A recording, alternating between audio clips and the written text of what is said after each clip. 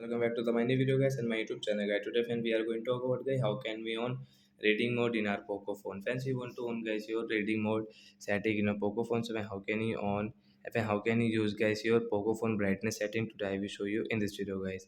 So before starting video fan, first of all go and subscribe the channel guys, click the bell icon and like the video guys. So friends now let's see guys how can we on reading mode guys. First of all guys we will on our phone setting guys.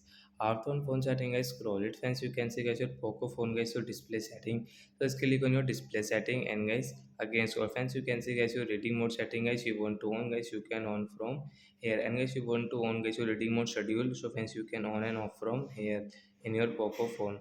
So like that guys we can on our reading mode in our Poco phone. So when you play phone at night, so you should on your reading mode, then guys you can use your phone easily. So like that guys you can on it your reading mode setting. So that's it guys, thanks for watching the video guys, we will meet our next video, bye guys.